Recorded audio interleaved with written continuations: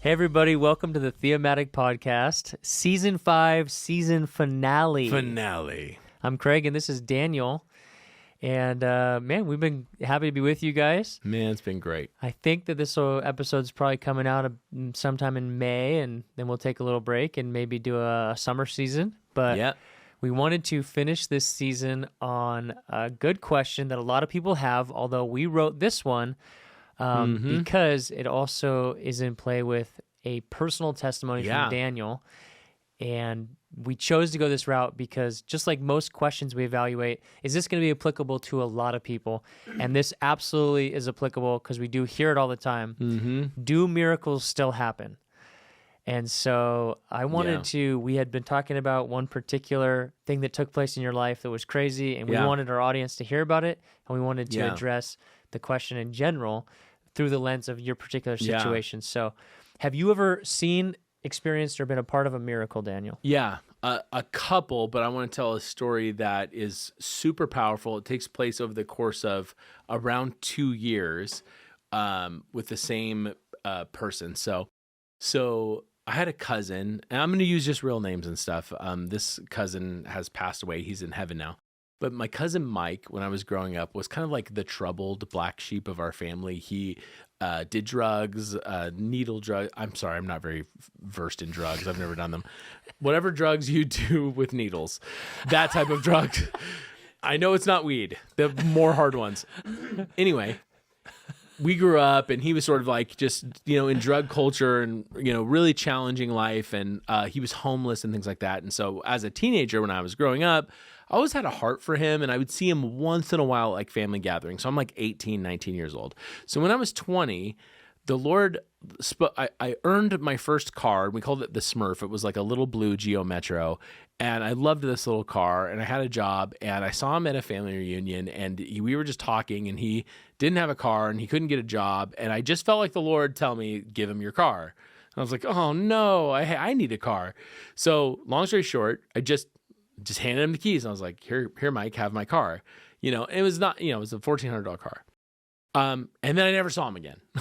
But And you were 20? I was like, I was right before college. And how old? He was older or younger? Yeah, he's older. He was like 30 at the time. Okay. He was trying to get a construction job. Oh, trying to get his feet on around. Yeah, trying to get his feet, Okay. And we just, I'd always knew he was troubled. I was, pretty radical for Jesus at the time. This was right after my reconversion, basically. Yeah. You're like, I'll do anything. And whatever you want, Jesus. Yeah, and I'm like, in that moment, I'm like, just you tell me what to do, Jesus, I'll do it. And so I felt like, give me your car. So I did. So I gave him a car, and I didn't see him for literally probably 10 years. Okay. So, but that's just a little marker because it's important for the story. So I'm now a pastor at a church in the 2000s, or a youth pastor. And I'm going about my day, and I think it was 2009 or 2010. And I get this phone call, and it's my mom. And my mom lives in Spokane, Washington at the time, and I live in Olympia, Washington. And just south of us is Portland, Oregon. It's about an hour and a half away from Olympia, about 100 miles. And I get this call, and I'm in a meeting, as pastors do, if you don't know. Most of being a pastor is being in a meeting. So I'm in a meeting, and so I just pick it up, and I silence it, and I'm like, okay.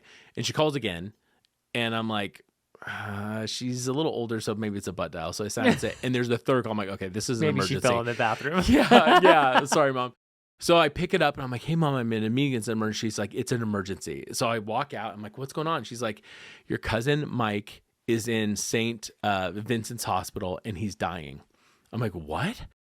She's like, yeah, he's dying. He has hepatitis and some blood platelet thing, and they can't give him a blood transfusion because of his hepatitis. And he got it from all the needle use. He relapsed. He's in a bad way. Everybody else in the family lives in Idaho. Nobody can get there in time. They've given him a few hours. He's on his deathbed. As you know, he's an atheist. So at this point in time, he's an atheist. They're like, will you drive down there or grab a flight, whatever you can do fastest, and see if you can just be with him while he dies, and maybe he'll accept the Lord. Yeah. I'm like, 100% of course, so I run, I get in the car, I start driving down there, and I'm praying. Obviously I'm kind of preparing for this encounter. And I'm like, if I get down there, and my mom's calling a couple times, she's getting updates from the hospital. We find out as I'm driving down there, I think I'm in just past Centralia at the time. They've had to, it's not a super invasive surgery, but they've had to like drill into his skull to create room because his head is just like swelling so bad with bleeding. He's non-responsive at this point. So the hospital's kind of waving me off. They're like, he's pretty much done. You kind of missed your window. He was communicative and now he's no longer communicative. It's at this point minutes probably. And how far are you away? And my mom's, well, I'm not talking to the hospital. I'm talking through my mom. So she's like, how far are you away? I'm like, I'm literally still like an hour away. They're like, yeah, he's not going to make it an hour. I'm like, well, I'm going to still keep coming. And I'm like, just tell him I'm on my way, you know? And I'm like, if I get to the hospital and he's dead, I'm going to try to raise him from the dead. That's what I tell myself.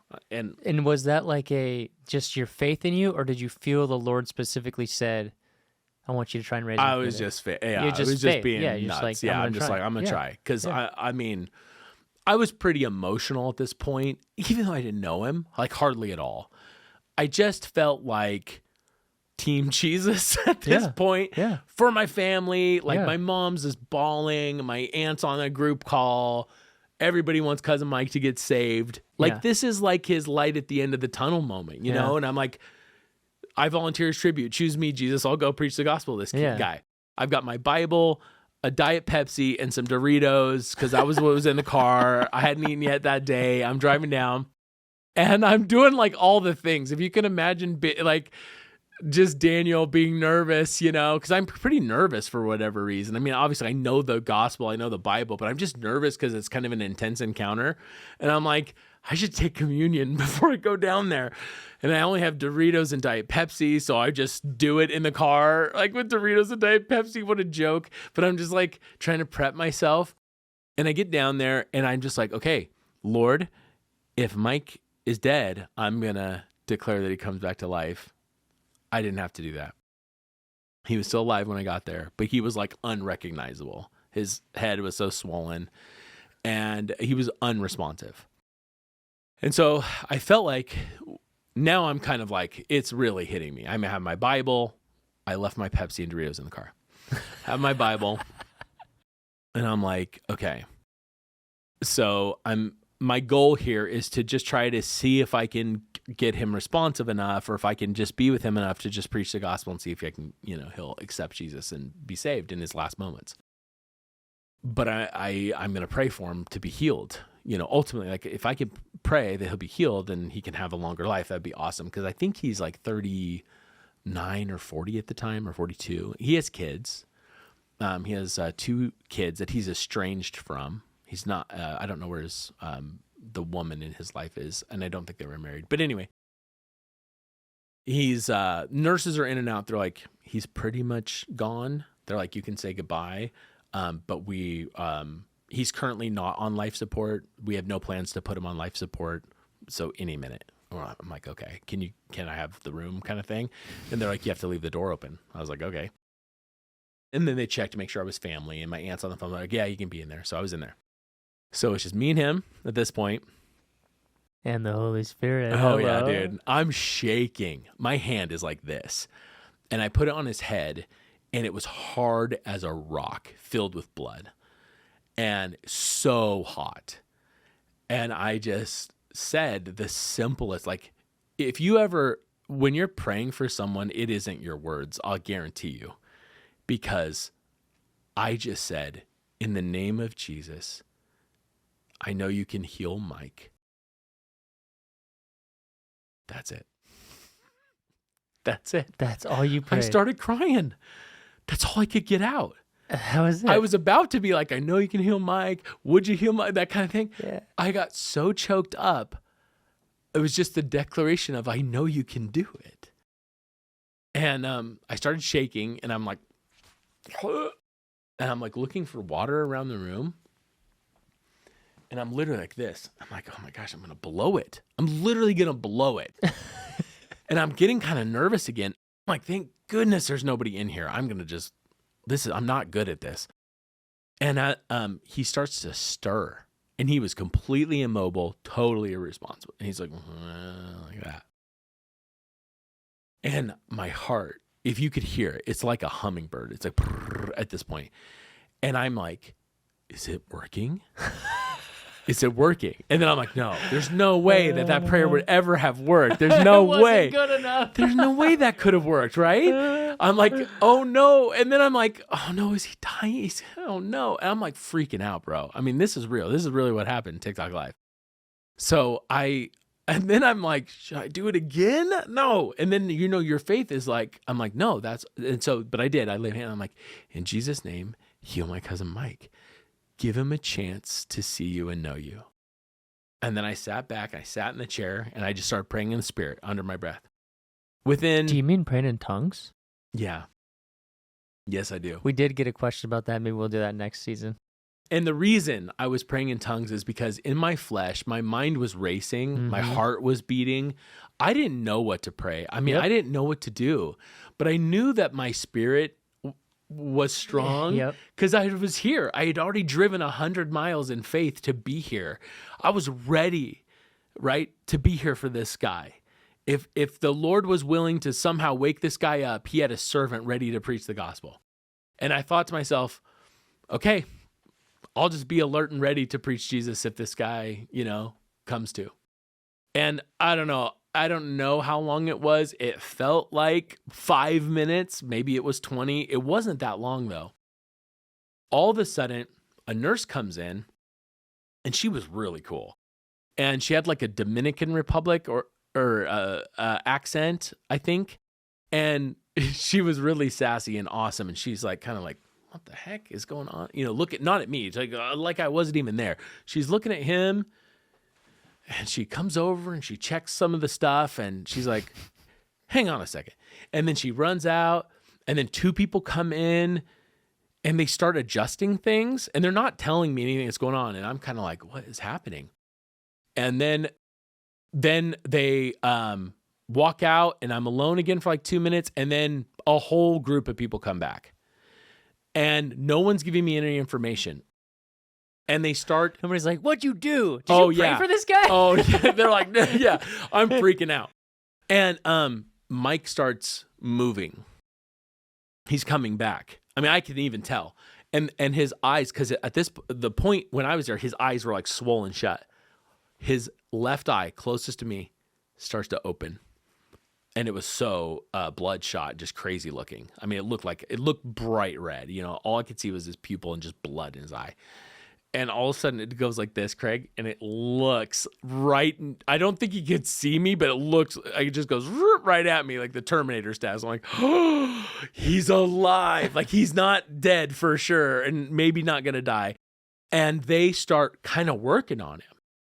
And it looks like they're about to do another procedure. And so I can hear them now. They're chattering and talking. And I'm not really catching all of it because I'm so excited. I'm like, oh, it did something, baby. Oh, it did something. It's working, And I'm like, I'm speaking in tongues. I'm not going to do an impression of myself doing it, but I am like, I'm probably drenched in sweat. I'm so excited and nervous. And they let me stay in there. I don't know why. But so anyway, long story short, they work on him. And over the course of about 30 minutes, his swelling almost completely goes away. They have to insert like a drain a little bit to help drain off some of the lymphatic fluid. They start to raise his bed. They're bringing in stuff to like sip on, ice chips and stuff like that. Within 2 hours, he could speak. No exaggeration. I think it was about 2 hours. And I'm just sitting there. I can't believe this, I can't believe this. And he didn't know who I was at first. And so he's like, I'm like, hey, at some point I can't remember. There was a lot of doctors in and out and they were dealing with him medically first, obviously. And so they're like, hey, he's kind of with it enough that like you could, just spend a little time with him, but then he needs to rest. And so I know I have this like short window and I call my mom at one point. I'm like, I'm not going to give him the whole story, but I'm like, hey, he's awake. He's not dying. We have more time. And they're just bawling, and just crying. And I'm like, hey, I'm going to preach the gospel to him. I'm going to pray for him, and just see. And everyone's just, sorry. Everyone's just like cheering it on. You're like, oh my gosh, what in the world? Like, maybe this will happen. So I go back in and I'm next to his bedside. I'm like, hey, Mike, do you remember me? He's like, no. Nope. And I'm like, I'm your cousin Daniel, your little cousin Daniel. And he's like, nope, I don't remember you. I'm sorry. I'm like, oh, that's okay. I'm like, yeah, that's totally fine. I gave you a car. It's fine. And he said a lot of drugs. No, totally. Yeah. So I'm like, oh, that's okay, buddy. That's okay. Hey, and I said, hey, the Lord sent me here to talk to you about Jesus because I think the time's pretty short. Do you feel that too? And he's like, yeah, I know my time's short, And I said, not only did Jesus send me here to talk to you, but your mom, her name was Aunt Liz, your mom and your whole family, they're back home praying for you. And so we all love you, and everybody wants you to have a chance to know Jesus the way that we know him. And I walked him through the simple gospel, just Roman road. And in the middle of it, he totally interrupted me. He's like, who are you again? And I was like, we don't have a ton of time. I'm an angel sent by God. Listen to me. Yeah, I don't know how much time we have, Mike. We got to get to this. And I was like, I'm your cousin Daniel. I gave you that blue car. And he was like, oh yeah, that blue car, and then he talked about the blue car for like 5 minutes, and that actually helped. He remembered that. And then he kind of was coming to a little bit more. And he reached his hand over, and he had, all the medical bracelets and stuff on, and I held his hand, and his hand was just all busted up. And really, I don't know why it was so busted up. I still don't know that. It's like, but he was living on the streets.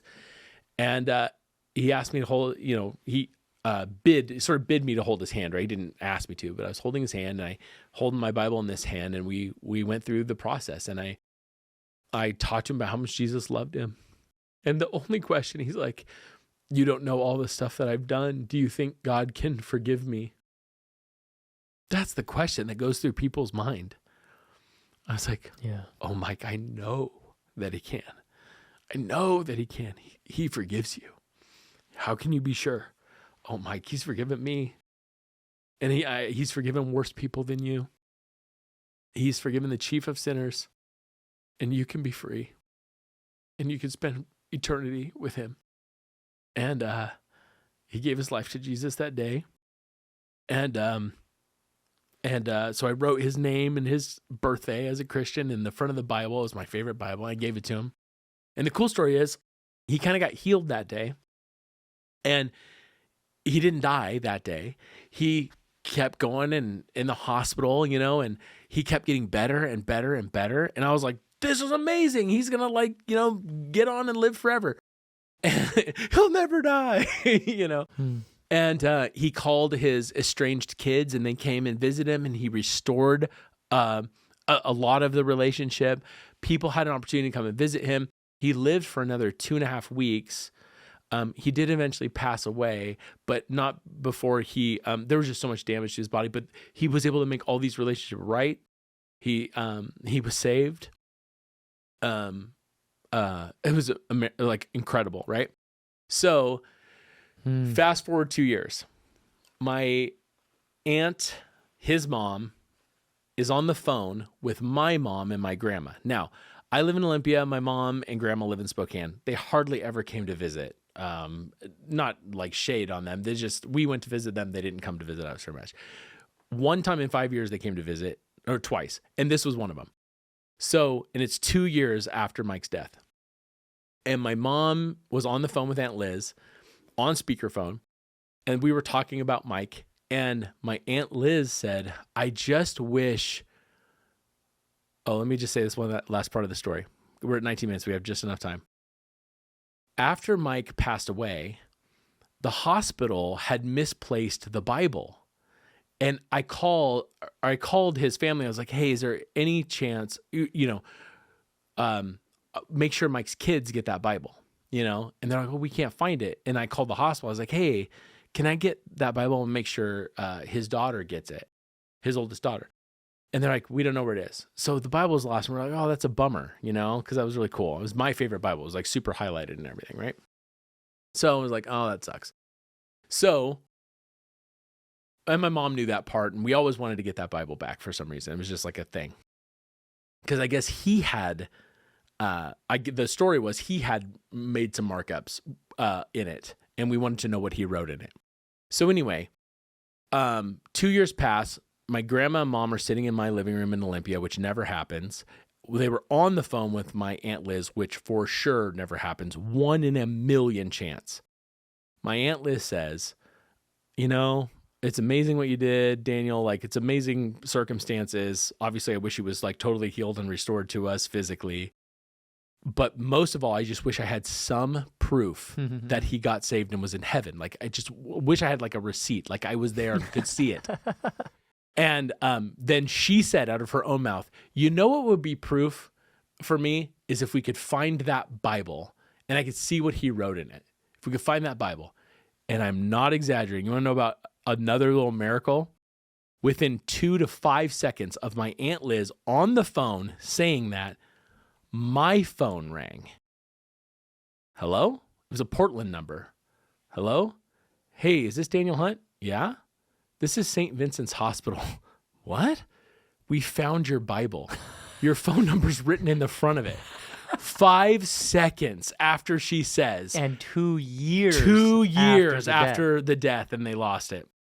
And 5 seconds after she said, I want his Bible. A nurse was trying to quit smoking, and normally she takes smoke breaks. And she was using like Nicorette gum, and she was like organizing the lost and found the Bible. And she was just like trying to return stuff to people. And she called in that moment. My entire mom, grandma, and aunt burst into tears in that moment. What are the odds of that? I actually got the Bible back. I was going to bring it today, but I'm moving back here to Idaho. It's in a box. I meant to grab it out, but the movers packed it. I'll try to get a photo of it so you can see. I still have it. Unreal. Turns out I never was able to identify what he wrote in the Bible. I've been through, I think, every page. So maybe that's just a story that he wrote some stuff in it. But what a powerful story, right? Like, amazing. Minutes left to live. Definitely should have died right there, was able to give his life to the Lord, restore as many relationships as he could. And then my aunt was able to give the proof to satisfy the peace of her soul. And then she passed away just weeks after that. Wow. Yeah. So pretty cool. That's amazing. That's just one example of miracles that still take place. Yeah. It was awesome. We're not really here today to talk about why certain things don't happen. But the fact that certain things do happen is proof and evidence that God is still doing great things, and we partner our faith, and wow, that's an incredible story. Pretty awesome, huh? And some of those things you just can't make up. Like, 2 years later, 5 seconds later, that's insane. Yeah, there's just no way. The odds of that are just astronomical. Yeah. Marie was like, what in the world? That's crazy. Yeah. I wouldn't believe if I didn't live through it and have witnesses to it. It was crazy. Wow. Well, thanks for sharing that story. Yeah. Praise God. Thank you, everybody, for joining us here at the season finale of season 5. Thematic Podcast. We're so thankful for every one of you. Honored by your presence in our life and watching these videos. And if we could just ask you to, wherever you're watching this or listening to this, if you would follow, comment, or leave a review, that helps get the word out. And maybe consider sharing this with a friend or just even on social media. That helps get the word out. Excuse me. And if you want to get connected with us, you can find us at thethematicpodcast.com or thethematicpodcast@gmail.com. You can find me at logicosministries.com or hello@logicosministries.com. Yep. And then my username on all of my social media accounts is @ACraigBrown. Yep. And do you want to? Yeah, and then by the time this comes out in May, my ministry here in Idaho, if you're in Coeur d'Alene, Idaho, or Post Falls, we're serving orphans and widows and foster families here physically. So you can join us. You can hit me up on my TikTok. That's where you'll find a lot of the content. And we will, by that time, have a link in the bio where you can sign up and serve with us. And we'd love to have you. Yeah. So that's about it. And yeah, thanks again for joining us, and we'll see you next season. Rock and roll. Peace.